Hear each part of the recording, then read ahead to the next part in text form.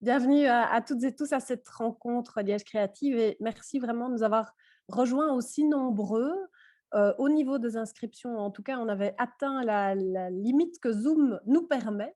Donc, il y a encore quelques personnes, à mon avis, qui vont nous rejoindre, mais en tout cas, ça prouve bien l'intérêt porté à la réflexion qu'on vous propose aujourd'hui autour du rôle des entreprises, des entrepreneurs dans le contexte de société en transition que nous connaissons. Et on se réjouit vraiment de cet engouement pour cette proposition qu'on vous fait aujourd'hui.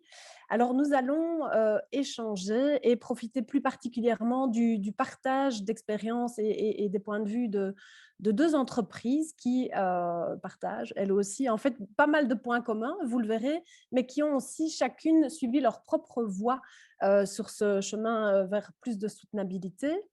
Alors, vous le savez, pour ceux qui nous suivent régulièrement à Liège Créative, la transition est vraiment un thème central dans notre programmation et nous l'encourageons à Liège Créative en mettant notre outil au service des différents enjeux qui accompagnent ce chemin vers une société plus soutenable.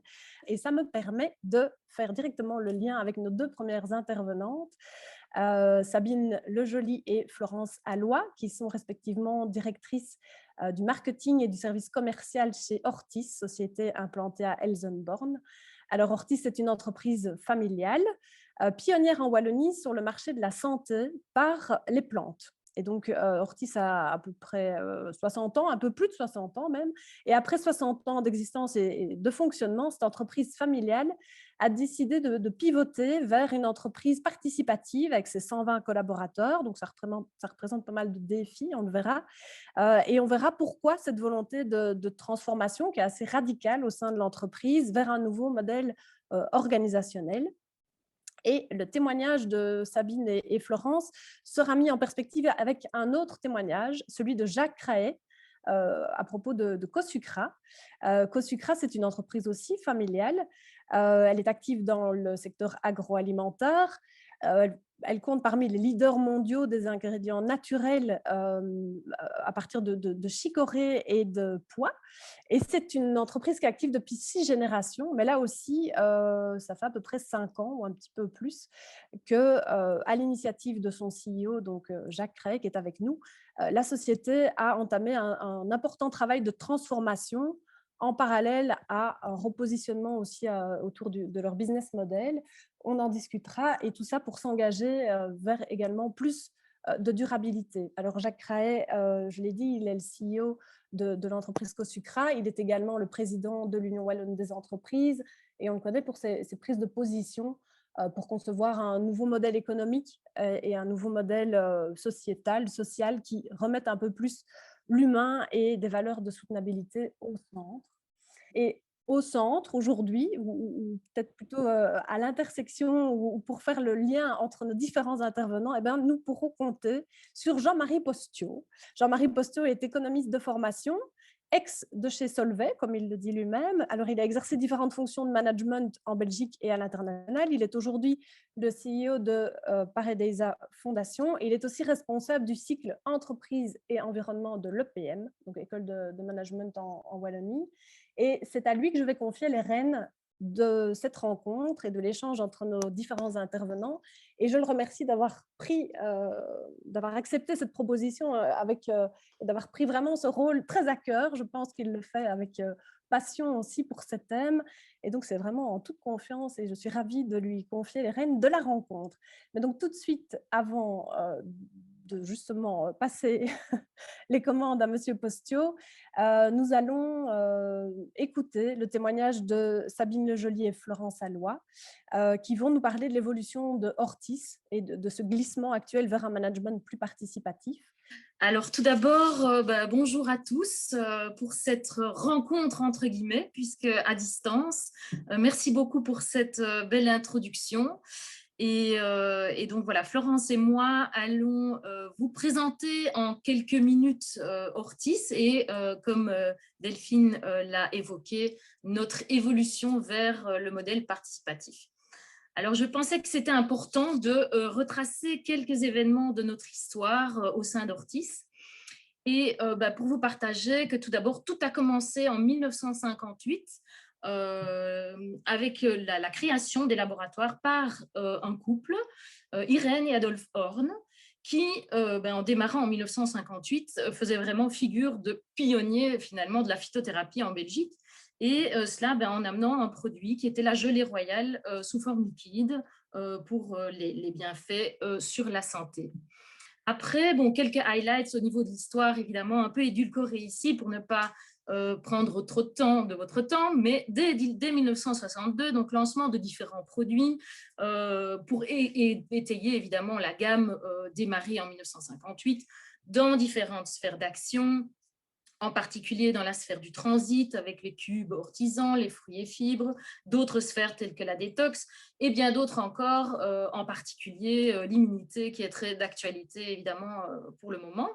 En 1976, arrivée de la deuxième génération au sein de l'entreprise, donc Michel et Philippe, deuxième génération également l'épouse de Michel qui arrive donc au sein de l'entreprise. Quelques événements tels qu'en 2002, la création du jardin des plantes, qui est un jardin de plantes médicinales, Herbasana, sur le site même à Elsenborn, donc au cœur du parc naturel des Hauts-de-Fagne. Et en 2016, décision donc, de la famille de se retirer de la direction de l'entreprise pour un modèle de management classique. Mais tout fin 2019, donc voilà 2020, mais c'était le 9 décembre 2019 très exactement, passage, je vais dire, vers un modèle participatif. Alors, Hortis, une histoire, mais Hortis également une mission, et pas n'importe laquelle, puisque en fait, nous nous levons depuis 1958 pour vous, pour agir réellement pour votre santé, pour agir, pour vous aider en fait à agir naturellement pour votre santé au quotidien. Et donc, comment faisons-nous cela depuis tout ce temps? Bien, en mettant en fait à votre disposition nos connaissances de la nature, nos connaissances des plantes, nos connaissances des hommes, et également nos connaissances en fait en termes de connexion, puisque notre mission est une mission de connexion entre la nature, entre les hommes et la nature. Et nous nous inspirons évidemment de la nature en cela pour créer des synergies de plantes qui nous attelons à sélectionner ces plantes, à les doser et à les combiner pour offrir des solutions, pour vous offrir des solutions de santé naturelles et efficaces. Alors, le participatif, évidemment, chez Hortis, s'inspire très fortement de cette nature et de l'intelligence de cette nature qui, naturellement, crée des liens entre tous ces éléments. Comme je vous ai expliqué à l'instant, le fait de sélectionner ces plantes, de les doser et de les combiner pour en faire des solutions particulièrement efficaces, eh bien, c'est cette intelligence finalement de la nature que nous reproduisons quelque part au niveau de l'homme en combinant l'intelligence collective de l'homme.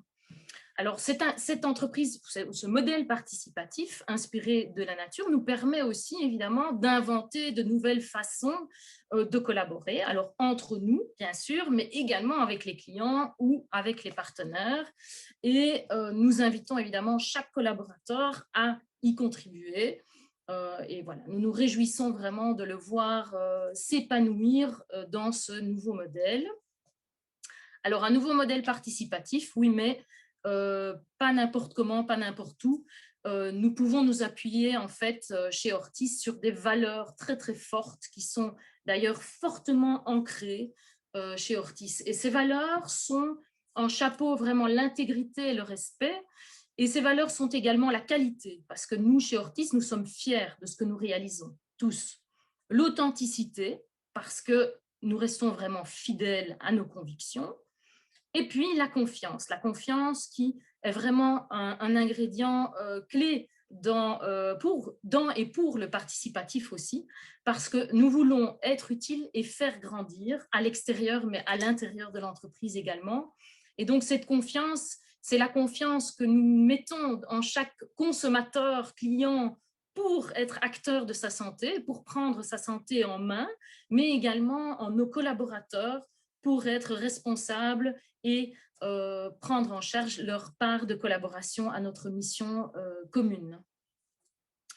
Alors, je passe la parole à ma collègue Florence, qui va vous expliquer la façon dont nous sommes organisés au niveau du management participatif.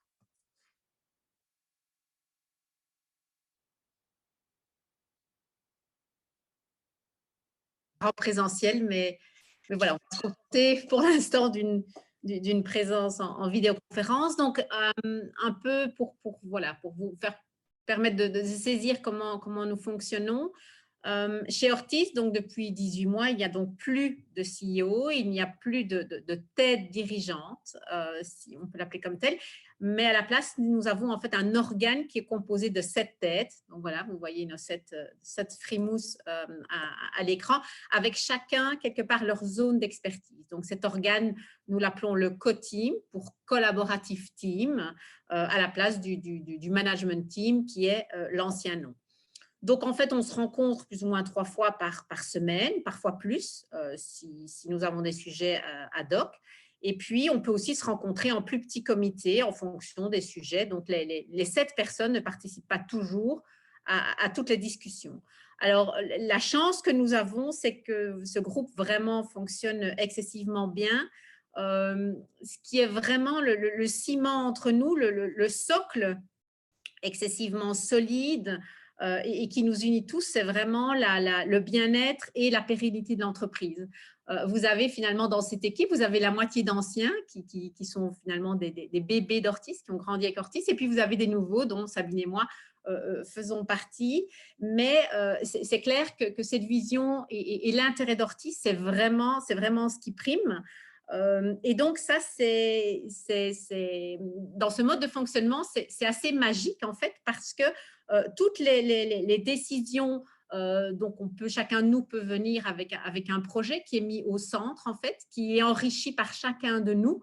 Et in fine, en fait, c'est assez fabuleux de voir à quel point la décision, en fait, elle est évidente. En fait. Il n'y a pas de débat. Alors, ça va certainement vous étonner en 18 mois, mais il n'y a pas de débat, en fait. La décision, elle s'impose d'elle-même. Elle est tellement évidente par rapport, de nouveau, à l'intérêt d'Ortis, par rapport à ce que nous désirons pour notre entreprise.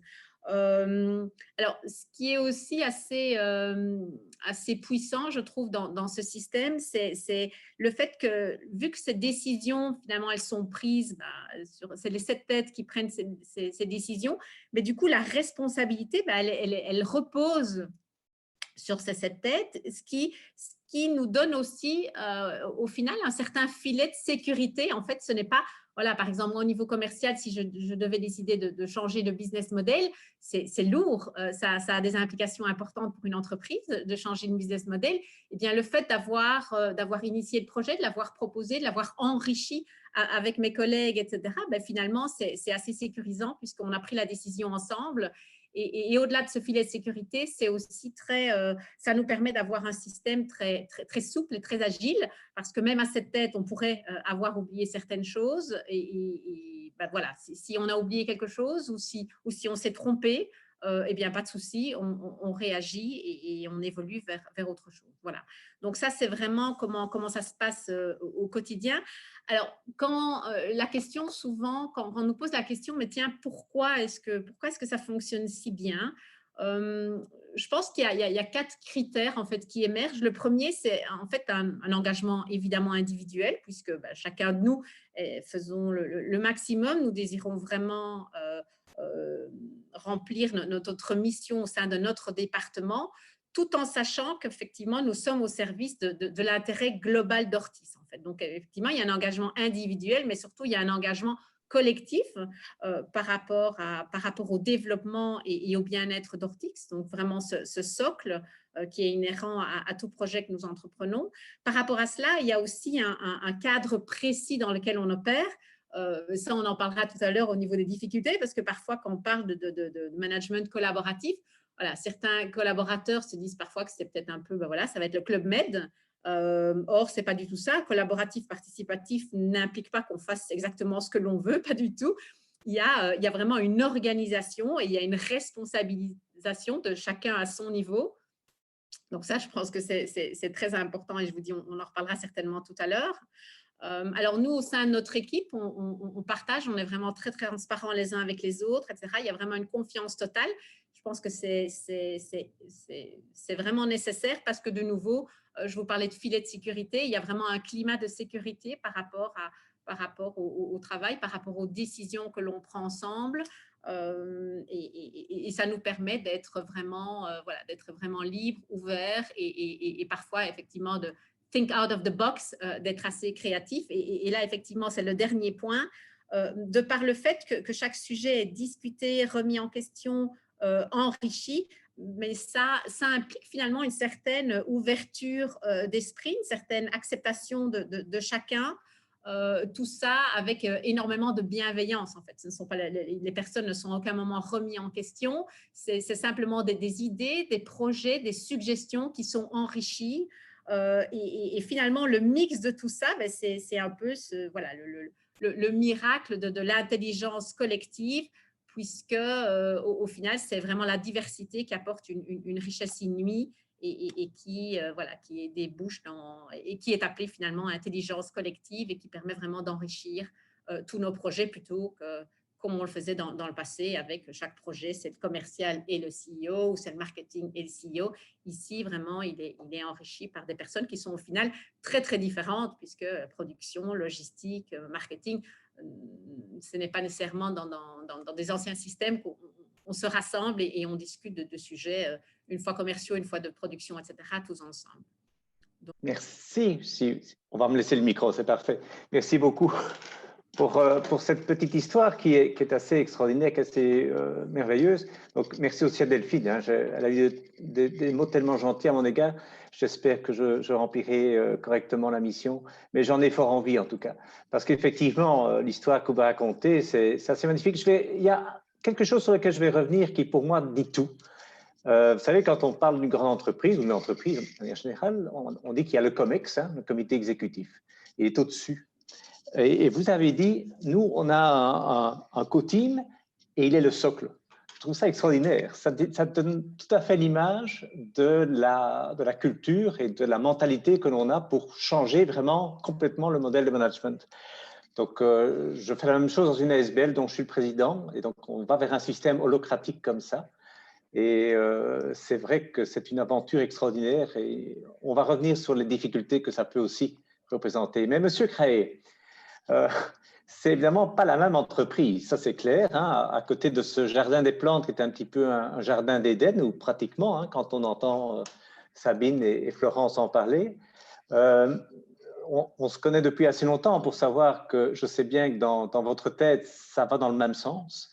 Mais je suppose que dans une entreprise industrielle comme Cosucra, même si on veut faire évoluer les choses, l'histoire ne se raconte pas de la même manière.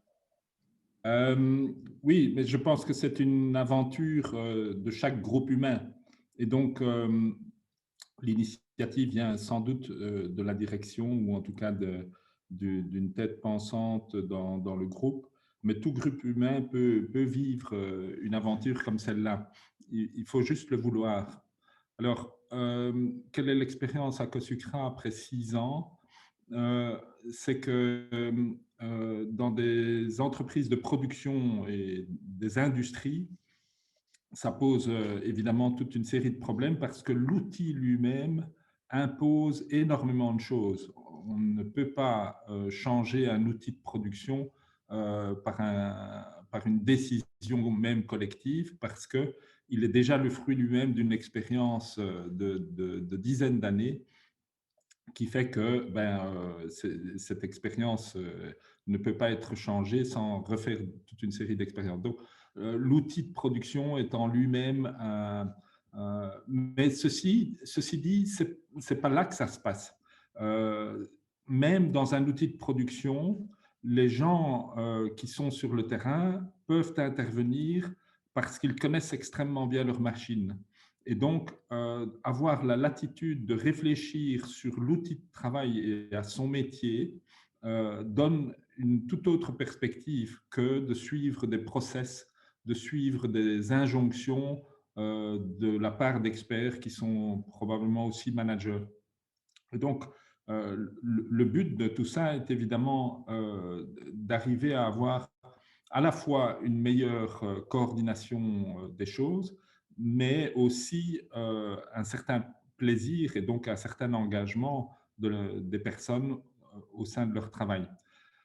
Donc, il y a plusieurs buts poursuivis, il y a plusieurs possibilités et tout ça, ben, ça vit de jour en jour et donc chaque jour, il y a des choses nouvelles qui apparaissent.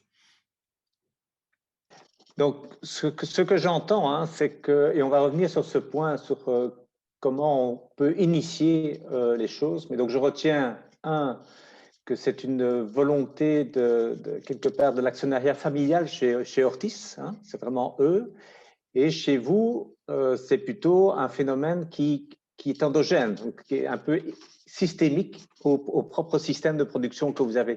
Et je trouve ça, ce qui est extraordinaire, pour moi le point positif chez les deux, c'est qu'il y a la volonté du management de le faire. Et on sait très bien que les choses ne vont pas toujours aussi vite et aussi facilement qu'on en a envie. Mais je pense que la première leçon qu'on peut retenir de ce premier échange, c'est que ce qui est important, c'est de le vouloir. Hein. Je crois que c'est ce que tu disais. C'est une fois que l'on veut, on peut. Je crois que c'est vraiment très bon. Et je voudrais revenir sur un point que vous avez évoqué sur les collaborateurs. Hein. Je crois que là, il faut y passer un peu plus de temps. Donc, c'est deux entreprises qui desservent des besoins primaires, donc des besoins qui intéressent tout le monde, que ce soit l'alimentation de chacun, hein, et le bien-être de chacun, ou la bonne santé de chacun. Donc, je pense que en tant que chef d'entreprise, vous êtes bien conscient de la bonne santé des clients et que les clients doivent se sentir bien avec les produits que vous mettez sur le marché ou que vous produisez. Est-ce qu'on peut revenir sur les collaborateurs internes? Est-ce qu'il y a vraiment directement une acceptation de l'ensemble des personnes par rapport à ces systèmes de management qui sont finalement, j'ai envie de dire, parfois le fait qu'il y ait un chef, un leader qui décide de tout, c'est quand même parfois plus confortable. Hein? Alors effectivement, bon, déjà, on a évoqué le fait qu'on prend soin de ses clients, on prend soin de nos clients, on véhicule effectivement la mission du bien-être, mais pas que des clients. Effectivement, notre volonté, c'est également de prendre soin de nos collaborateurs. Donc, ça passe, c'est évidemment majeur. Et le modèle, en fait, du participatif est beaucoup plus valorisant, beaucoup plus épanouissant qu'un modèle hiérarchique classique. Et pour plein de raisons, pour les raisons dont M. Craé d'ailleurs a parlé aussi, le fait qu'on responsabilise les collaborateurs, le fait d'être du coup beaucoup plus engagé dans une mission collective, mais de pouvoir vraiment mettre sa pierre à l'édifice, d'être vraiment acteur en fait de la mission et de la réalisation des objectifs communs, ça donne vraiment du sens au travail. Donc c'est vraiment très valorisant. Et cela laisse aussi pas mal de place à l'initiative. Donc, plutôt que de s'entendre dire ce qu'il faut faire, on peut aussi proposer, être force de proposition, être proactif, suggérer des choses et bien sûr être entendu, ce qui évidemment aussi est très important parce que parfois, dans un système hiérarchique, on a beau avoir de bonnes idées, on n'est pas entendu, on n'est pas écouté, on n'est pas considéré. Donc, ça fait vraiment partie aussi de cette valorisation qui intégrante ou qui fait partie intégrante du participatif. Et puis, un autre élément aussi, je pense, qui est vraiment très riche, et ça, nous le sentons de plus en plus, je vais dire, au fur et à mesure que nous avançons dans ce participatif, c'est le fait de pouvoir faire appel à une intelligence collective. On n'est plus seul, et Florence l'a un peu évoqué aussi, on n'est plus seul face à une mission ou un job à exécuter, mais on est partie intégrante d'un collectif et cette partie intégrante peut faire appel à tout moment aux autres cerveaux, à cette intelligence collective pour créer ensemble, soit en étant confronté soi-même à un problème et ne sachant pas trop comment en sortir dans un domaine spécifique, pouvoir faire appel à des collègues, à d'autres intelligences. Et nous avons déjà pu voir depuis que nous travaillons en participatif à quel point c'est riche et inattendu parfois, parce que parfois on peut être enfermé dans une problématique et cette richesse va venir de l'extérieur. Et ça donne une bouffée d'oxygène aussi. c'est très épanouissant, très valorisant, le fait de pouvoir sortir d'une problématique, enrichir une idée, un projet, et dans les deux sens, pouvoir y contribuer ou être appelé pour une contribution sur un projet. OK. Je ne sais pas si Florence veut ajouter quelque chose par rapport à ça. Non? Non, c'est très… Oui, non, c'est… Parce Après, que on moi, ce qui parlera me- tout à l'heure, vous avez parlé tout à l'heure des difficultés, et effectivement, on parlera des difficultés parce que tout un chacun, on sait que l'humain n'aime pas nécessairement le changement et on n'est pas tous égaux au changement. Or là, on a un réel changement. Voilà, donc je pense qu'on en reparlera tout à l'heure. C'est effectivement à ça que je voulais faire allusion. Mais encore une question à Oui. Sabine, ou à vous deux en tout cas. Est-ce que ça veut dire que implicitement ou explicitement, vous allez recruter certains profils plutôt que d'autres? Disons que nous avons déjà, ou nous constatons déjà que implicitement, le collaboratif a une presse positive et que nous attirons certains profils qui vont être justement intéressés par ce mode de management, en particulier les jeunes, à qui on va aussi donner la possibilité de s'exprimer, de réellement amener leur pierre à l'édifice par rapport à des modèles dans lesquels peut-être il faut attendre d'avoir une certaine expérience ou d'avoir atteint un certain niveau hiérarchique pour pouvoir réellement contribuer, réellement être entendu, etc. Donc, c'est un peu en mode intra-entrepreneur finalement. Donc, oui, pour être un peu caricatural, c'est la génération millénium qui s'impose dans ce type de culture? Disons qu'on pourrait faire un raccourci en disant ça, mais je pense que il y a on en parlera peut-être encore dans les difficultés tout à l'heure, mais il y a des surprises aussi, il y a des bonnes surprises aussi. Je veux dire, ce ne sera pas uniquement une question de génération, ce sera vraiment une question de profil. Et puis, à partir du moment où on peut bien cerner ou bien identifier ou bien prendre conscience de tous les bienfaits, de tous les bénéfices de ce modèle, après, c'est parti, on y adhère et voilà. Je suis très content de vous entendre dire ça, hein, parce que ça veut dire que des personnes plus expérimentées comme Jacques et moi pouvons éventuellement en faire partie. Jacques, qu'en pensez-vous? Donc, tu avais posé la question des besoins primaires. Les collaborateurs, oui. De la raison d'être. En fait, quand on entre dans un système collaboratif, coopératif, je préfère, il y a beaucoup de choses sur lesquelles finalement on doit revenir. Et la première des questions, c'est la raison d'être de l'entreprise, parce que celle-là doit être comprise par tout le monde. On ne peut prendre de décisions individuelles ou collectives dans l'intérêt de l'entreprise que si on connaît bien l'entreprise. Or, on vient de systèmes où la raison d'être de l'entreprise n'était pas explicite, n'était pas apprise et l'information pour comprendre ne vient pas naturellement. Et donc, dès le moment où on veut aller dans un système coopératif, chacun dans toute l'entreprise doit pouvoir comprendre l'intérêt de l'entreprise. À ce moment-là, alors, une décision que l'on prend dans sa zone de compétence, généralement, là, il n'y a aucun problème. Tout le monde perçoit sa zone de compétence et sa zone d'activité. Mais comment prendre une décision dans sa zone de son rôle si on ne connaît pas la finalité de l'entreprise et si on ne connaît pas l'intérêt de l'entreprise? Et donc, il y a finalement trois choses qui doivent être rassemblées. C'est l'intérêt personnel que l'on a à exercer ce métier. Donc, et c'est ça c'est le plaisir de travailler, la joie d'y participer, l'intérêt de l'entreprise et les compétences que l'on a et que l'on exerce dans le métier dans lequel on se trouve. Et donc, pour répondre à la partie de la question, comment est-ce qu'on fait avec une organisation existante et passer vers une organisation coopérative, il y a toute une population qui met plusieurs mois, voire des années à intégrer ce modèle-là parce que ce n'est pas leur éducation. Et que donc, on a eu des maîtres depuis la tendre enfance, on a été noté d'un bout à l'autre de son parcours universitaire. Ça n'est pas naturel avec cette éducation-là, de se dire « Ah ben maintenant, je vais commencer à réfléchir par moi-même ». Donc, ça, chaque personne réagit à sa façon. Ok. Et je vois dans les discussions, enfin dans les chats, on dit c'est vrai que l'importance de l'éducation avant de rentrer sur le marché du travail est assez fondamentale pour pouvoir facilement intégrer ce genre de collaboration dans une entreprise. Je voudrais venir sur un point peut-être un peu plus délicat, mais je crois ce serait ne pas dire tout si on n'en parlait pas. Dans des entreprises comme celle de Cosucra, mais Hortis, c'est quand même 120 personnes aussi, donc je suppose qu'il y a des conseils d'entreprise, il y a des représentants syndicaux. Dans ces organisations syndicales, est-ce qu'il y a une acceptation de cette manière de transiter vers un autre modèle opérationnel? Au choix, hein, Sabine ou Jacques?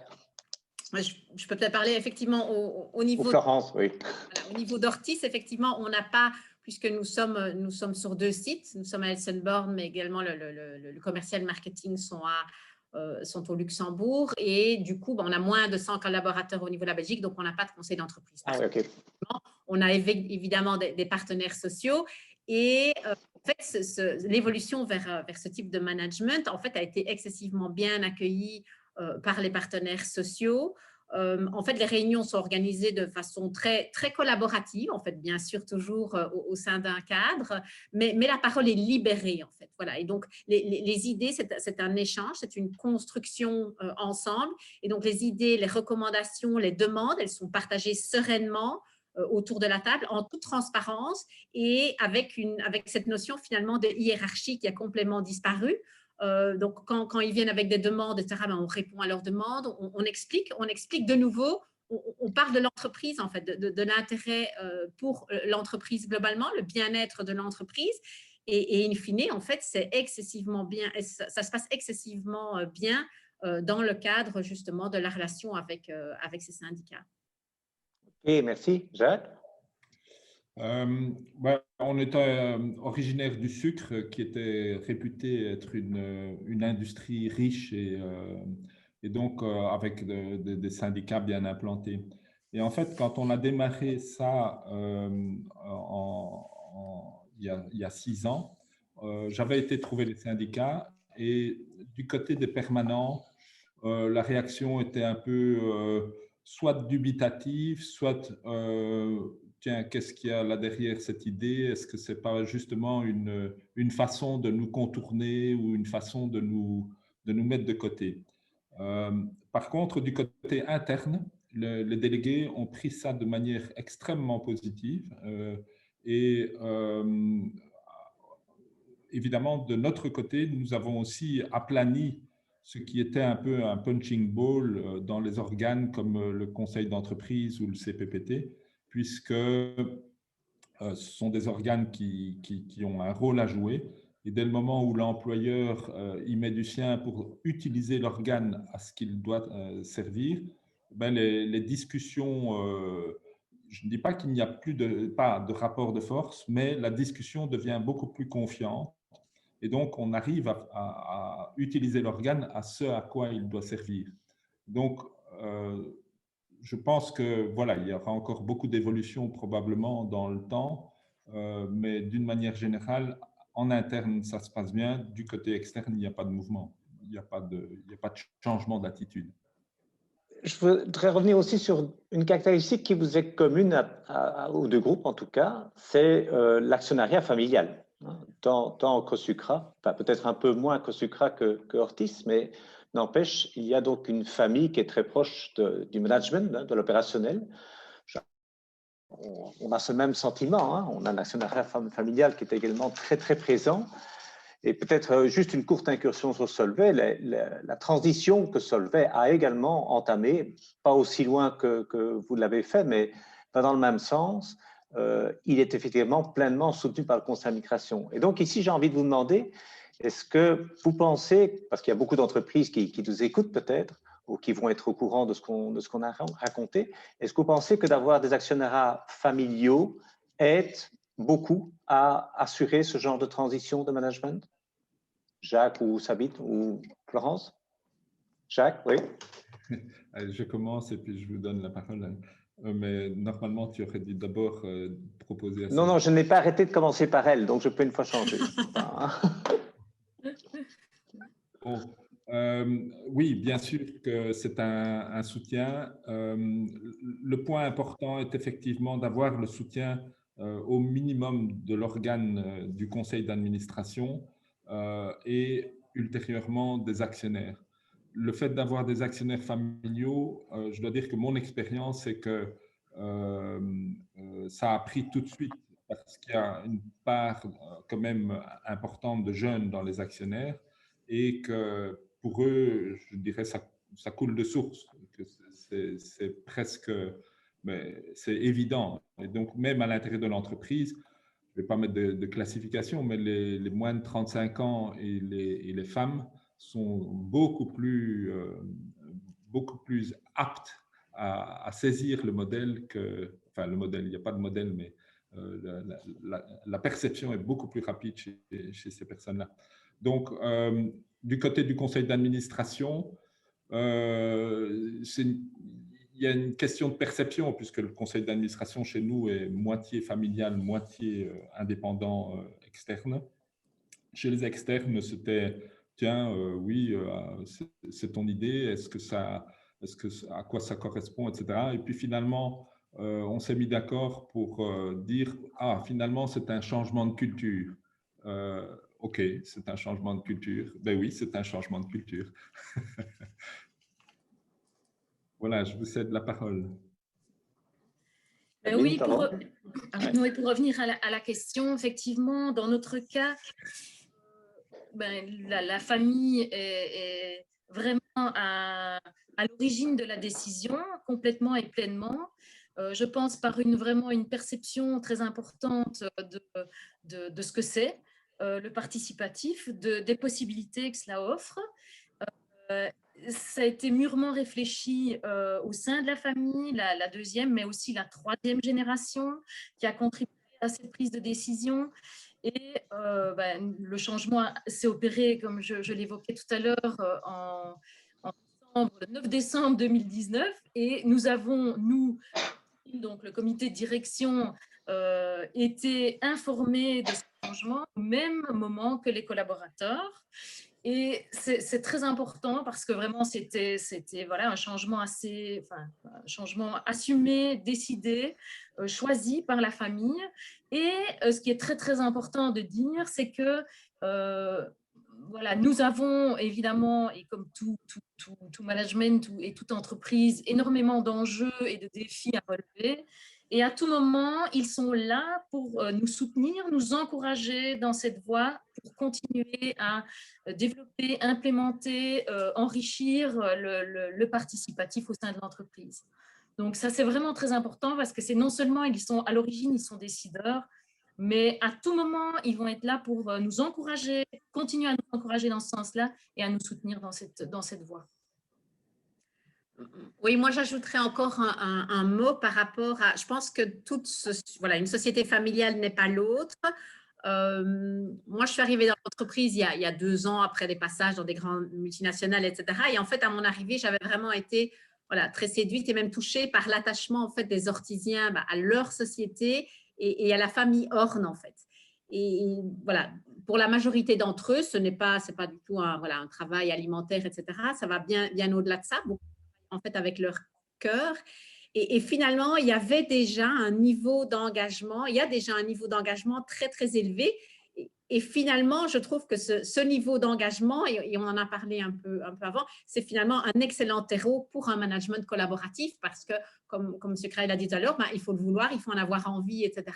Il faut avoir envie de s'engager pour l'entreprise. Et ça, en fait, on le retrouve dans la majorité des collaborateurs chez Ortis. C'est une question qui est liée à ça, parce que finalement, l'actionnaire derrière, il faut quand même assurer une certaine rentabilité de son capital. Donc, quelque part, il pourrait se sentir inconfortable en se disant qu'il ne voit pas vraiment le lien qu'il y a entre un système de management participatif et des résultats que peut avoir l'entreprise. Et je pense à une entreprise qui pour moi était un petit peu symbolique, qui était Danone, avec Emmanuel Faber, qui s'est fait virer alors pour des raisons de résultats, on est bien d'accord. N'empêche que je pense qu'il allait très très loin et très très vite surtout. Il voulait aller très très loin et très très vite dans cette remise en cause du purpose de l'entreprise, comme disait Jacques. Est-ce que, avec vos expériences parallèles, est-ce que vous voyez un lien direct, indirect, entre résultats obtenus et système de management? Florence, je vois que Florence vous s'invite. Si je peux répondre, oui, je pense que clairement, nous, on peut dire que ce modèle participatif booste vraiment le résultat, la rentabilité, la recherche de rentabilité et les résultats complètement, parce que finalement, chacun gère sa partie du job, gère même l'aspect financier est vraiment responsabilisé. Donc, ça responsabilise complètement chaque collaborateur et ça, on le remarque vraiment. Et puis, il y a vraiment ce dénominateur commun qui est l'intérêt de l'entreprise qui va prendre le dessus sur l'intérêt personnel. Ça, c'est vraiment… Et alors, ça permet de prendre des décisions de façon beaucoup plus facile et de les appliquer de façon beaucoup plus rapide. Donc, on gagne vraiment énormément en efficacité. En efficience parce qu'on s'enrichit de cette intelligence collective au niveau des idées, au niveau des projets, que ce soit voilà, des idées uniques ou la création de projets. Florence l'a évoqué tout à l'heure aussi, que ce soit au sein d'un département ou interdépartement, parce que ça permet de casser les silos, de travailler beaucoup plus transversalement. Et pour une efficience. Donc, on va plus vite pour trouver des solutions et les solutions sont meilleures. Et tout ça, évidemment, pour revenir à votre question, dans le cadre de la stratégie, parce qu'on a une stratégie qui est définie, on ne part pas en freestyle, on ne part pas dans toutes les directions, c'est évidemment dans le cadre d'une stratégie qui est bien définie et chacun ne prend pas la direction qu'il veut, mais voilà, au contraire. Donc, la stratégie est vraiment intégrée par tous et chacun y contribue à son niveau. Et on remarque vraiment, depuis que nous, on fonctionne comme ça, dans une multitude de projets, à quel point on a pu aller vite, rapidement trouver des solutions, les mettre en application et des meilleures solutions. Et tout ça dans le cadre d'une stratégie et pour des objectifs communs partagés, quoi. Donc, c'est vraiment pour nous un modèle qui va au contraire booster vraiment les résultats et la profitabilité, en fait. Je vais être tellement discret. Florence, vous voulez ajouter quelque chose? Non, en fait, Sabine l'a vraiment dit. Le fait aussi, je pense que on en parlait tout à l'heure vraiment très, très rapidement, nous sommes vraiment convaincus que tous les collaborateurs ont alors je ne sais pas si je peux l'appeler comme ça, leur cadeau à faire à l'entreprise, en fait. Et dans un modèle classique, de par son âge, de par son expérience, de par son statut, etc., eh bien, on allait finalement se priver de toutes ces richesses et de tout ce cadeau de collaborateurs qui ont énormément de bonnes idées, qui justement regardent peut-être les choses sous un autre angle. Et depuis, en tout cas, on progresse, hein, on en parlera tout à l'heure, mais voilà, on n'est pas encore…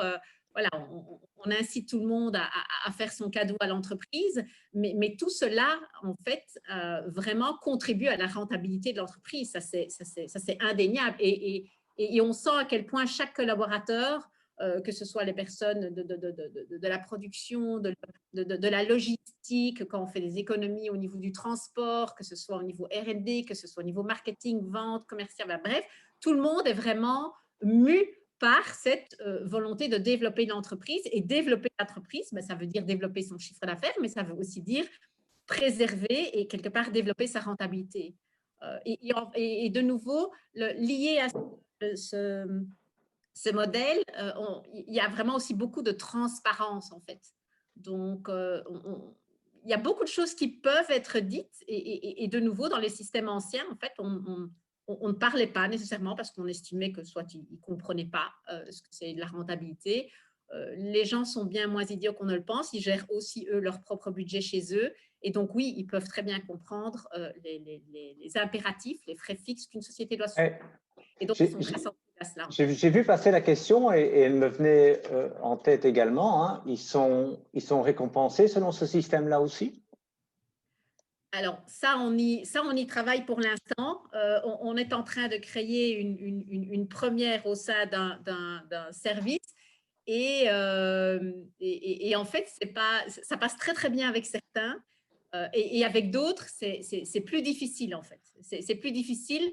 Monsieur Craë l'évoquait tout à l'heure. Tout le monde n'entre pas dans le changement au même rythme. Or, il faut respecter tout un chacun. Et puis, on est vraiment dans un esprit commun. Et donc, quand on crée comme ça des primes communes, le réflexe de certains, c'est de se dire, oui, mais attends, si moi je trime et si les autres, là, ils se la coulent douce, moi je vais trimer pour les autres, ça ne m'arrange pas du tout, en fait. Voilà. Et donc voilà, donc on est en train de créer ça au sein d'un de nos services. Et l'objectif, c'est de le développer à beaucoup plus de services au sein de l'entreprise. Mais voilà, on doit vraiment respecter le rythme moyen de l'entreprise. Certains vont très, très vite et d'autres, d'autres beaucoup moins. Or, il faut embarquer tout le monde à bord, en fait. OK. Jacques, pour revenir sur le point relation entre rentabilité et ce système de management, un commentaire? Moi, je serais un peu moins affirmatif parce que probablement on est moins avancé que Ortis dans l'évolution de l'organisation et aussi parce que ça n'est pas mon premier but. Mon premier point d'entrée dans ce mode d'organisation était beaucoup plus la question de la complexité et de la prise de décision complexe. Et donc je n'ai pas immédiatement de corrélation entre les résultats de l'entreprise et la façon dont elle s'organise. Ce que je sais en contrepartie, c'est qu'on fait face à un succès commercial assez phénoménal. Donc, tous nos investissements sont déjà mis à contribution pour arriver à satisfaire la clientèle. Et donc, même dans ces situations-là, je pense que, enfin, je ne pense pas, j'en suis convaincu, que notre organisation fait face à des situations d'une complexité qu'elle n'aurait pas réussi à résoudre sans ce type d'organisation. Donc, voilà, bref commentaire. C'est vraiment recentrer l'entreprise sur l'humain qui y travaille. Hein. C'est assez extraordinaire. Je voudrais passer encore quelques minutes avec vous trois sur… On a évoqué parfois quelques difficultés, mais si vous deviez en mettre une ou deux clairement en évidence, qu'est-ce que vous pourriez partager avec nos participants, Sabine ou Florence? Alors moi, je dirais, je l'ai déjà dit d'ailleurs, que chacun n'est pas égal face au changement. Voilà, l'être humain, en général, il n'aime pas le changement parce que c'est plutôt synonyme d'insécurité. Et donc voilà, donc chacun a son rythme. Ça va provoquer chez certains de la méfiance, des peurs, des espoirs, de l'impatience. Donc voilà. Et or, il faut embarquer, il faut respecter ça, il faut pouvoir l'écouter, il faut l'accompagner et il faut embarquer tout le monde. Donc voilà, donc ça c'est la première chose. Et alors, la deuxième chose qui peut faire sourire, mais je vous avoue que c'est vraiment consommateur d'énormément de temps, c'est excessivement chronophage, c'est de nouveau l'intérêt du collectif par rapport à l'individuel. Et donc là, alors je ne vais peut-être pas vous dire quotidiennement, mais très souvent, on est vraiment confronté à la parole est libérée, du coup, je vais m'en servir pour assouvir, défendre mes intérêts perso. Non, c'est l'intérêt collectif. Idem au niveau de l'ego, en fait. Vu qu'on va travailler beaucoup par groupe de travail, quelque part, les fleurs, elles vont revenir au groupe de travail et pas nécessairement à celui qui a au principal contributeur, etc. Alors d'autres, je l'ai cité, mais d'autres vont se dire, voilà, management collaboratif, j'ai plus personne au-dessus de ma boss, c'est freestyle, c'est le club med, je fais ce que je veux. Non, non, pas vraiment. Quelque part, cette liberté, etc., elle est aussi assortie d'une responsabilité, d'un engagement. Et alors, le dernier, c'est… alors, chez nous, on aime bien l'expression qui dit quand on entre, et je pense que M. Craë en a parlé tout à l'heure, des cerveaux. Quand on entre dans un modèle collaboratif, on ne laisse pas son cerveau au vestiaire. Moi, j'adore cette expression. Je trouve que c'est tellement vrai. Et donc, finalement, on est dans un système où c'est difficile pour ceux qui veulent se planquer, en fait. Parce qu'avant, ils avaient 1001 excuses, il y a hiérarchie, toute une série de choses, mais maintenant pas, en fait. Maintenant, on leur dit, vas-y, apporte, fais ton cadeau. Donc, voilà, donc c'est vraiment gérer, laisser chacun son rythme Et puis gérer les caractères plus individualistes, les égos, les plus paresseux. Il faut gérer l'ensemble en fait. Et c'est très chronophage. Pour nous, c'est chronophage. Je m'en doute, je peux bien imaginer. Sabine, vous voulez ajouter quelque chose? Ou elle a tout dit? Oui, je pense qu'elle a tout dit, surtout qu'on a dit souligner les principaux points, donc je pense qu'elle a tout dit. Oui. Ok, Jacques, de votre côté? Rappelle-moi un peu Les principales difficultés, vraiment les grosses difficultés à renverser pour pouvoir aller plus loin. Mais une des principales difficultés, c'est le patron lui-même. Hein. Donc, de mon côté, par exemple, c'était l'ignorance des connaissances que l'on a acquises par la science, etc., en sociologie, en psychologie, etc. Donc, la connaissance de l'humain. Donc, les managers sont un peu ignares dans le domaine, et je l'étais. Donc, c'est un domaine passionnant. Ça n'est d'ailleurs pas totalement étranger aussi aux soucis qui vont se profiler dans la durabilité, parce que la complexité des problèmes qui se posent, on aura bien besoin de l'intelligence collective pour les résoudre. Et donc, je pense que les entreprises qui sont préparées à ce type d'organisation ont déjà un avantage important. D'autres types de difficultés, l'impréparation. Donc, Florence répète, il faut embarquer tout le monde. Et ça, c'est super important. Et ça coûte du temps. Elle a tout à fait raison. Et donc, une des erreurs que j'ai commises assez tôt, c'était de ne pas mettre suffisamment de moyens à disposition des gens pour les accompagner. Qu'est-ce que ça veut dire? Ben oui, la première perception, c'est de dire ah ben maintenant je fais ce que je veux. Ben non, on vit en interdépendance et donc ta responsabilité est couverte ici et là dans ta zone de compétences. Mais pour le reste, il faut travailler avec les autres et donc une décision doit être d'abord partagée avant d'être prise. Donc, il faut faire des propositions et puis vérifier si, bon, là, on a un petit système de bateau avec un trou au-dessus ou en dessous de la ligne de flottaison pour savoir si la décision va couler le bateau, qui est l'entreprise. Donc, ça situe tout de suite le niveau de décision qu'on prend. Mais donc, voilà. Et donc, le principal ennemi, c'est le temps. Ouais, je crois que là, vous êtes bien d'accord ensemble. Voilà, sauf si vous voulez de votre propre initiative ajouter l'une autre chose, je pense qu'on peut demander à Karine et Delphine de pouvoir un peu ouvrir les questions par rapport à… J'en ai vu passer quelques-unes qui étaient, enfin, j'ai vu rapidement, qui étaient bien pertinentes. Hein, donc je pense que ça vaut la peine de les transmettre à nos orateurs. Oui, merci. Je plonge donc dans ce que nous avons vu. Dans le chat, il y avait 2 questions pour Ortis, relatives notamment à la présentation que vous avez faite du co-team et de vos fonctions respectives. Donc, la question était de savoir, parce que vous avez présenté finalement une définition de rôle assez identifiée, commercial, marketing, enfin, vous avez présenté les 7 personnes du co-team. Est-ce que c'est vraiment le reflet du mode de fonctionnement ou est-ce qu'il y a une plus grande plasticité au sein du co-team par rapport à ce que vous avez présenté? Et la deuxième question, je vais enchaîner. Comment est gérée la prise de décision quand elle s'avère être critique? Donc, s'il y a par exemple un conflit de valeurs entre 2 valeurs d'importance pour vous, qui tranche finalement dans cette situation quand il y a désaccord? Ouais, c'est une bonne question, ça, je trouve. Hein. À Ortis, mais je pense que Jacques Ray pourrait aussi peut-être répondre par rapport à cette question des prises de décision. Il aura plus facile, à mon avis. Oui. Mais Sabine et Florence. J'ai pas bien compris la première question, en fait, plus de plasticité.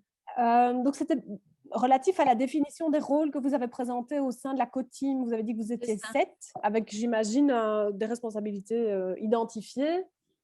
Oui, en fait, nous sommes donc tous responsables de notre département.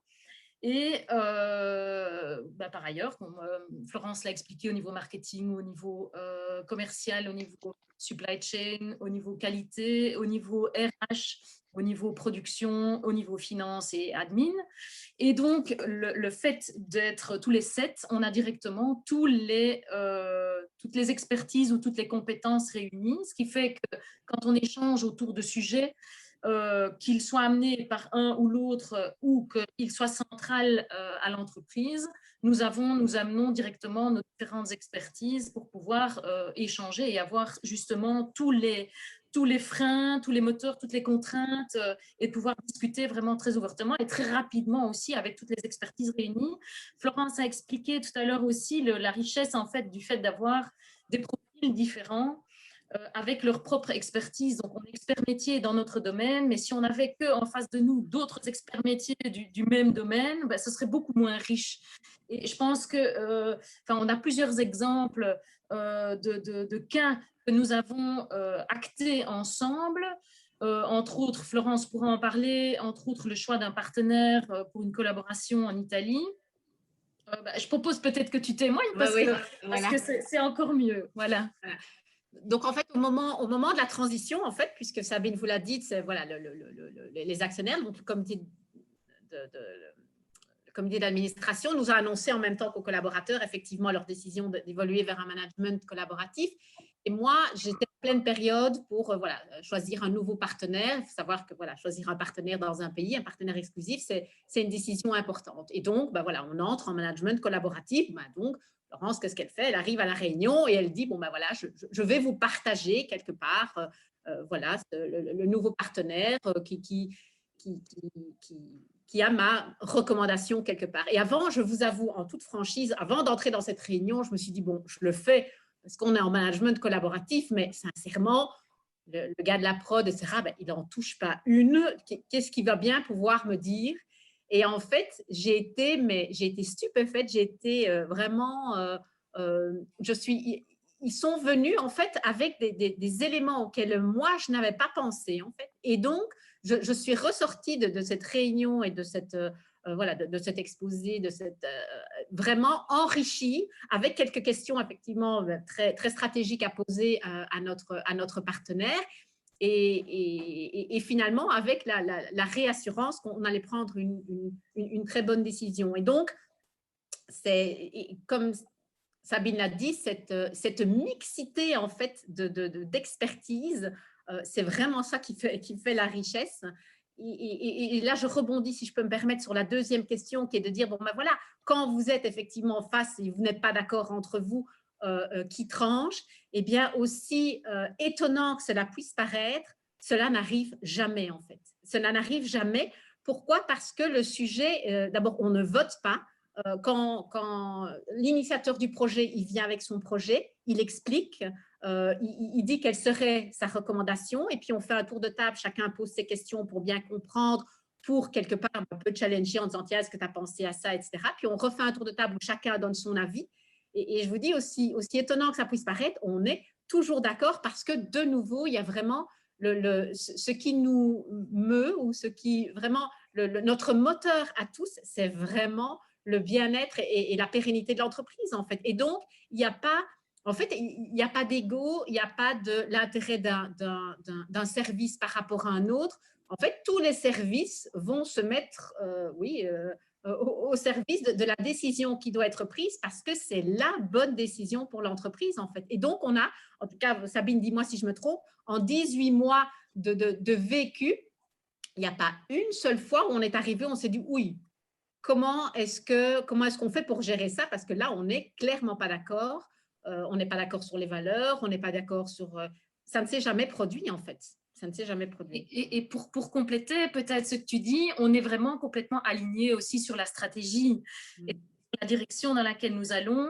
Et c'est ce qui fait aussi que, on fait des choix, on s'accorde sur des choix, on est accompagné. Ce qui est important, on ne l'a pas encore évoqué, mais on est accompagné aussi par une coach qui nous donne aussi des outils, qui nous aident à co-créer ou à co-développer ensemble.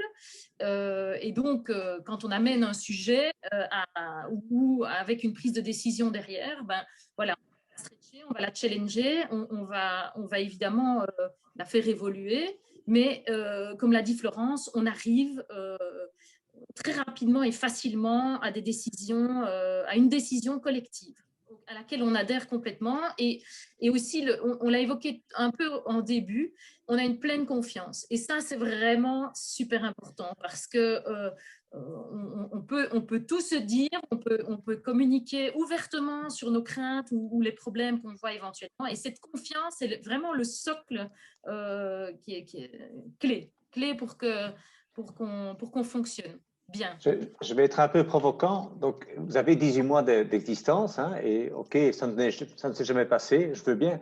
Mais en l'absence d'un arbitre final, hein, quelqu'un qui tranche, est-ce que vous ne risquez pas un jour de ne pas prendre de décision? Moi, j'ai envie de dire que ce système de responsabilité à 7 têtes, en fait, accélère les décisions parce qu'elle allège la responsabilité d'une seule personne, en fait. Et donc, on va très vite dans les décisions. On va très vite dans les décisions. Et jamais, en tout cas à ce jour, jamais on a été freiné dans les décisions. Au contraire, tout va très vite, même si tout est mûrement réfléchi. Ce dont on n'a pas parlé non plus énormément, c'est l'appui, alors on l'a cité, l'appui du conseil d'administration. Et là aussi, le conseil d'administration joue vraiment un rôle positif et constructif parce que d'eux-mêmes, en fait, par rapport à des projets, des décisions qu'on a prises, etc., ils nous disent, tiens, est-ce que vous avez pensé à ceci, etc. Et donc, c'est un nouvel éclairage extérieur, puisque eux ne sont pas le nez dans le business X heures par jour comme nous. Et ça renforce encore comment est-ce que je veux dire ça, cette réassurance dans les décisions qu'on prend, dans la rapidité. Donc, je vous avoue que je m'en étonne moi-même, le fait que, en tout cas à ce jour, on n'a jamais... oui, mais c'est de nouveau, c'est vraiment l'intérêt. C'est un peu comme dans une famille, en fait, avec 2 enfants. Et c'est les parents qui disent, bah oui, j'entends bien, tu veux partir là en vacances. Néanmoins, voilà, dans l'intérêt de la famille, eh bien, on a décidé qu'on irait là. Et voilà, et ça ne provoque pas de heurts. Et surtout, entre nous, ça ne provoque pas de frustration parce que ça devait créer des frustrations. Ben, quelque part, ça, c'est une bombe à retardement, en fait. Ouais, OK, je suis bien d'accord. Tous rassurés sur le fait que la décision, elle est bonne, en fait, parce que chaque point a été réfléchi, a été discuté. Et oui.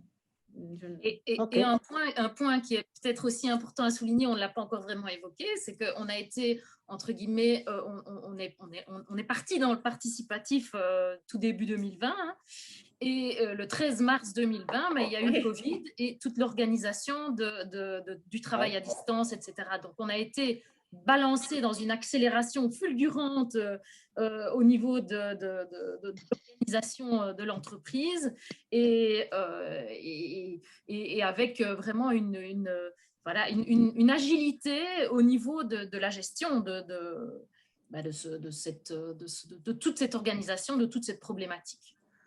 Donc, et chaque succès aussi, en fait, c'est fou comme chaque succès à notre niveau au sein de toute l'entreprise, en fait, chaque succès construit encore un petit peu plus le collaboratif, lui donne quelque part ses lettres de noblesse, incite d'autres collaborateurs à entrer dedans, à faire confiance, à se lâcher, à offrir leurs cadeaux, etc. Et c'est ce qu'on vit nous aussi. On a pris quand même, depuis qu'on est arrivé, on a pris pas mal de décisions, etc. Et finalement, ces décisions n'ont fait que renforcer l'équipe parce qu'elles nous ont donné quelque part confiance en nous-mêmes et en notre capacité à nous à gérer et je pense à prendre la bonne direction pour cette entreprise, en fait. Ouais, merci pour ces détails. Jacques, en ce qui concerne l'arbitre final. Oui, mais donc je pense qu'on est vraiment au cœur de l'avantage de ces types d'organisations, hein, c'est la prise de décision. Et donc, on a un processus qui s'appelle la sociocratie pour le faire, mais le principe est que tous ceux qui sont concernés par une décision prennent part au processus de la décision.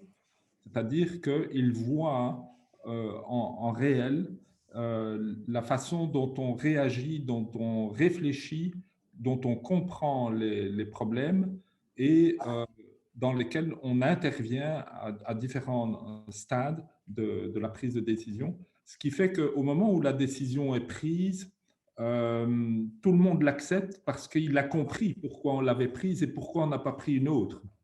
Et donc, tout le temps que l'on semble perdre à faire une décision collective, ce temps-là est immensément gagné par la suite parce que tout le monde part dans la direction de la décision immédiatement et ne commence pas à faire des popotins dans les couloirs pour dire hey, tu sais, ils ont pris cette décision-là et en fait, ça ne correspond à rien, etc.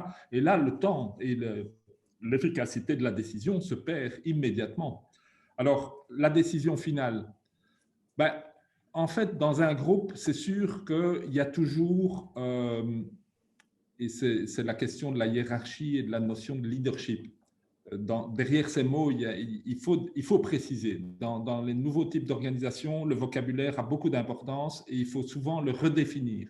Sinon, on se perd dans des conjectures parce qu'on a une signification qui peut être dans chaque tête différente.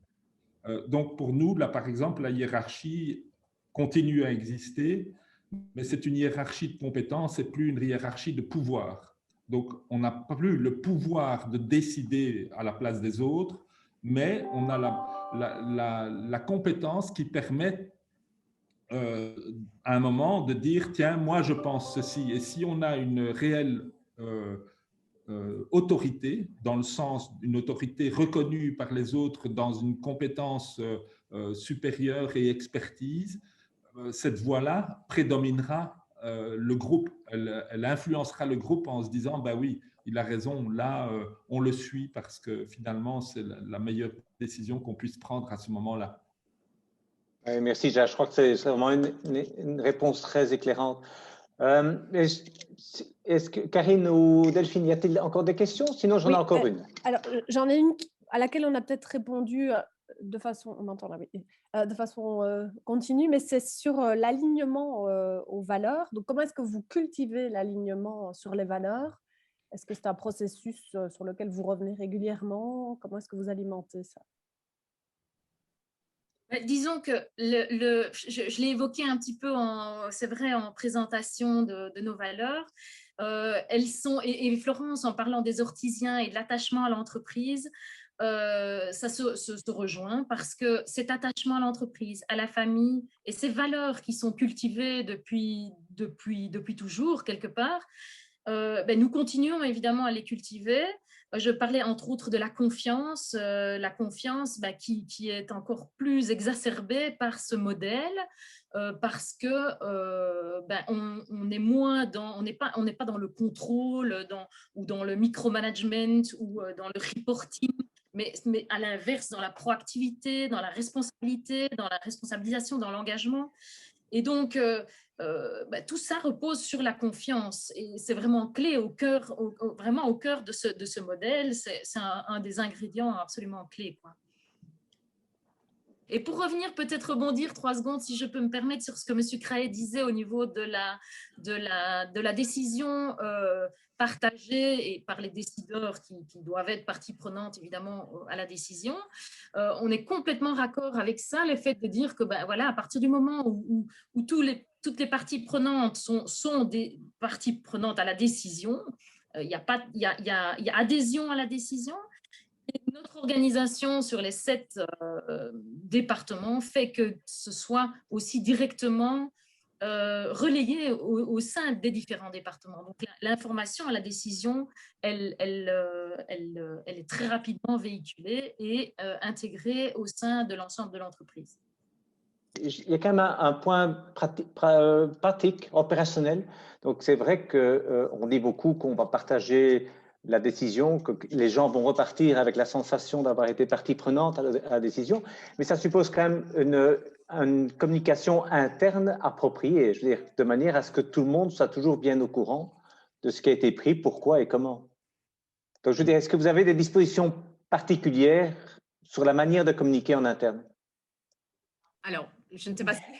Nous, on n'a pas encore pris, voilà, on n'a pas encore pris de dispositions particulières. Ce qui se passe, c'est qu'on a un petit journal d'entreprise qui s'appelle le B-Ortis, B-E-E d'Ortis, dans lequel on communique pas mal de choses. Alors, franchement, en toute honnêteté et transparence, je pense qu'on peut encore s'améliorer parce que vous avez tout à fait raison, c'est un point hyper important. Maintenant, la communication, elle est malgré tout facilitée d'une certaine façon par rapport à avant, dans le sens où on travaille très fort en groupe de travail et dans des groupes transversaux, en fait. Et donc, du coup, l'information, elle se diffuse beaucoup plus. Elle n'est pas dans un silo, dans un département. C'est plusieurs départements qui vont travailler ensemble et donc, les choses se disent. Et puis, nous, on relaie au niveau du B-Ortis, mais au niveau, je pense qu'on a encore une marge de progression. Et on est dans un processus évolutif et donc c'est vrai qu'on a très fort démarré à notre niveau et au niveau avec notre accompagnement et on est en train de diffuser, d'intégrer ce mode de fonctionnement au sein des équipes. Donc on a déjà plein d'exemples qu'on pourrait citer qui en ont émergé. Mais c'est vraiment une volonté, c'est un projet d'ailleurs clé cette année, c'est que ce soit vraiment intégré à part entière au sein des équipes, malgré les difficultés liées à la distanciation et au télétravail, etc., qui nous facilitent. Et sur le fait que vous avez 2 sites aussi, hein. Vous avez 2 sites physiquement. Je vois que oui, Marc Toussaint. Oui, bonjour. Mais c'est dans la continuité, vis-à-vis de l'interne, on imagine qu'il y a une certaine consensualité, mais vis-à-vis de l'externe, la communication aussi, elle est identifiée, elle est personnalisée par une personne, comment est-ce que ça se passe? Vous voulez dire à l'attention de qui, en fait, quand vous parlez de l'externe, vous parlez des clients, des consommateurs, vous parlez de… Oui, même vis-à-vis de la presse, vis-à-vis de… quand on identifie Ortis, on identifie… D'habitude, on identifie une direction, ou tandis qu'ici, c'est un team aux responsabilités partagées. Donc, est-ce que ça se fait uniquement selon la compétence qui est engagée? Oui, principalement au travers des compétences. Je sais que parfois, il y a besoin de réassurance par rapport au fait que nous soyons en comité de direction et à nous partager quelque part la responsabilité. Donc, on a le cas, par exemple, sur un partenaire historique où on a dû leur expliquer pourquoi cette démarche est vraiment les tenants, les aboutissants, pour les rassurer par rapport à ça. Mais sinon, ça fonctionne principalement, effectivement, au niveau des différentes compétences. Après, dans certains cas, ça nous permet une certaine flexibilité. Aujourd'hui, nous, on est là à 2, commercial et marketing, comme vous auriez tout à fait pu avoir le financier et le RH sur le sujet du participatif, par exemple. Alors, si je devais rebondir par rapport à la communication, notamment avec tous on est actif dans 22 pays, donc on a beaucoup de… Voilà, et au moment des points annuels, ce qu'on appelle nous les business reviews, etc., annuels, etc., c'est clair qu'on on en a parlé, on a envoyé un mail à tous nos partenaires, etc. Et là, il y a beaucoup de… Voilà, ça dépend des partenaires. Certains vont vous regarder avec un air un petit peu dubitatif, d'autres vont sourire en disant c'est quoi ce dernier truc à la mode. Voilà, est-ce que ça… J'ai envie de dire que ça ne nous porte pas ombrage et ce n'est pas… Voilà, c'est pas ça ne nous aide pas non plus. En fait, c'est neutre. C'est pas comme au niveau du recrutement où là, Sabine a dit que voilà, là, il y a un boost, notamment effectivement chez les jeunes, mais aussi peut-être un peu chez les femmes aussi. Voilà, au niveau des partenaires, en fait, ils se disent tiens, c'est quoi, est-ce que ça va changer ma vie avec eux? Voilà, point la ligne. On a presque envie de vous dire, ça ne booste pas encore les clients ou les fournisseurs ou les partenaires. Peut-être. Jacques, je ne sais pas si tu as un comment. Ah, pardon. Marc Elsen a une question, j'en vois. Merci beaucoup pour toutes les interventions, évidemment passionnantes. Je pense que tout ce qui concerne le management participatif, l'utilisation de l'intelligence collective, s'est emparé de beaucoup de secteurs, pas seulement du secteur commercial. Je pense d'ailleurs que c'est un modèle qui doit solliciter un modèle de décision, notamment politique. Mais je voudrais vous poser cette question, puisque tout ça s'inscrit dans une évolution culturelle, je pense. Est-ce que précisément le modèle managérial ne peut pas aussi servir presque de marketing en termes de communication, je dirais même sociétale d'une certaine façon? Que pensez-vous de cela? Une bonne question. Jacques, peut-être? Oui, j'en suis persuadé, mais comme tout changement sociétal, ça peut prendre beaucoup de temps de nouveau. Et toutes les questions, par exemple, de participation démocratique, etc., c'est totalement lié. C'est qu'on a envie d'être maître de son destin et même du destin collectif. Donc, on a envie d'être part à la décision. Donc, tout ça se ressent dans la société aussi. Je calerai juste une petite publicité, là, juste maintenant. Publicité dans le sens de rendre public, que donc à l'Union Wallonne des entreprises, il y a une organisation pour promouvoir ce type d'organisation dans les entreprises. Ça s'appelle l'entreprise en marche. On a plusieurs étapes. Une première étape de conscientisation des patrons à ce type d'organisation et aux avantages que ça peut générer, notamment par des témoignages de patrons qui ont déjà fait des choses, et puis par la création de groupes de compagnonnage de patrons qui voudraient bien mais n'osent pas ou voudraient échanger avant de commencer et de manière plutôt déjà collective. Donc, des groupements de 10 personnes, patrons d'entreprise ou animateurs de n'importe quoi, hein, donc du moment que ce soit un groupe de personnes. Et donc voilà, c'est juste pour dire que oui, on pourrait promouvoir ça au niveau politique parce que évidemment la décision politique, elle pourrait être fameusement améliorée s'il y avait un état d'esprit nettement plus collaborant et coopérant. Je fais une distinction entre le collabore et le coopérer, puisque opérer, c'est faire une œuvre. Hein, donc, de faire une œuvre ensemble, c'est beaucoup plus que de travailler ensemble. Le travail, vous savez, l'origine étymologique du mot. Donc, voilà ma réaction là-dessus. En effet.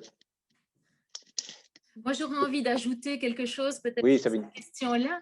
Le fait que nous, avec plaisir, on témoigne pour que ça crée de l'émulation et que ça donne envie, entre guillemets, à d'autres de rejoindre le modèle. Par contre, nous ne souhaitons pas utiliser ce mode de fonctionnement comme communication, marketing, ou de faire comme on pourrait le faire avec du greenwashing ou autre. Voilà, parce que nous, vraiment, nous le vivons, c'est une évolution dans laquelle nous nous inscrivons, elle est unique à chaque entreprise et en fonction de son histoire, de sa culture, etc. Et donc voilà, c'est plutôt vraiment quelque chose que nous vivons et qui est en cours d'apprentissage et d'évolution pour l'atteinte des objectifs collectifs, mais nous ne voulons pas en faire un marketing, un outil de marketing. Et c'est la responsable marketing qui vous le dit. Et en plus, je ne suis pas sûre que pour l'instant, ce terme, en tout cas au niveau du top management des entreprises, je ne suis pas sûre que ce modèle participatif, quelque part, aurait excellente presse, puisque certains pourraient se dire, oh là là, il n'y a plus de CEO, bah donc ça veut dire que moi, je risque ma tête, ou non, bah moi, mon pouvoir absolu, bah, j'y tiens, ça me plaît. Donc voilà, donc, même si on le voulait, Sabine a raison, on ne le veut pas, mais même si on ne le voulait, je ne suis pas sûre qu'on rencontrerait un vif succès en fait. Oui, vous avez sans doute raison, et c'est pour ça que vous l'avez dit toutes les deux, et Jacques Rel a beaucoup insisté là-dessus également. C'est pas parce qu'on a un modèle de gestion participative que ça devient un cirque, hein. Donc, ça reste une organisation qui est structurée, où il y a des décisions qui se prennent suivant une stratégie qui a été définie par un conseil d'administration. Donc, je crois qu'il faut bien accompagner les présentations de management participatif avec bien ces contraintes de bonne gestion rigoureuse qu'on doit avoir en parallèle, hein. C'est très clair, hein. C'est pas un modèle contre l'autre, hein. C'est un modèle avec l'autre. On est bien d'accord. Monsieur Elsen. Moi, je posais juste la question parce que le thème aujourd'hui est aussi d'évoquer la plus-value sociétale. Et je pense effectivement que les modèles participatifs venant de là peut-être où on ne s'y attend pas, en l'occurrence le secteur économique, est en soi un message, me semble-t-il, d'évolution de la société. Ouais. Je suis tout à fait d'accord. Oui. Et ça s'inscrit alors là complètement dans notre mission qui est de chercher le bien-être de chacun. Bon, c'est au niveau de la santé, mais c'est le bien-être au travail aussi. Donc ça s'inscrit absolument complètement là-dedans. Oui. Tout à fait. Florence, Karine, nous arrivons au bout, je pense. Oui, j'allais dire, je pense qu'on a bien bouclé là en revenant sur voilà, cette question de valeur sociétale, effectivement. Absolument. Merci. Merci à tous les quatre pour vos interventions. Merci à Florence et Sabine d'avoir partagé leur jardin d'Éden. J'ai bien aimé cette petite métaphore de Monsieur Postiou en début de conférence. Voilà, et pour votre conviction pour partager ce modèle. Merci aussi à Jacques Rey d'être intervenu et d'avoir bien, je trouve, insisté sur les avantages de replacer l'être humain au cœur de l'entreprise. C'était vraiment ce thème autour duquel on voulait susciter cet échange aujourd'hui. Vous l'avez parfaitement illustré en évoquant aussi les difficultés. On sait qu'il y en a encore. Je sais que le temps de M. Postiou est compté parce qu'il enchaîne. Il nous a fait le plaisir de prendre les rênes comme ça entre deux animations dans un autre séminaire. Un tout grand merci Avec plaisir. à lui. Merci vraiment pour votre modération qui était précieuse et très juste. Et on voit que vous mettez aussi beaucoup de cœur à ce thème. Donc, oui, voilà, de la passion. De la passion. Et à titre personnel, on se réjouit ici parce que voilà, vous avez beaucoup parlé d'intelligence collective et c'est vraiment aussi un moteur à Liège Créative. Quand on élabore notre programmation, c'est vraiment en travaillant avec les acteurs de terrain. On a vraiment cette démarche bottom-up pour travailler avec vous et être au cœur de vos préoccupations. Donc, tout ce qui a été partagé aujourd'hui va dans le sens aussi de nos propres valeurs. Donc, merci à tous en tout cas et pour cadeau votre cette écoute rencontre. et bonne chance.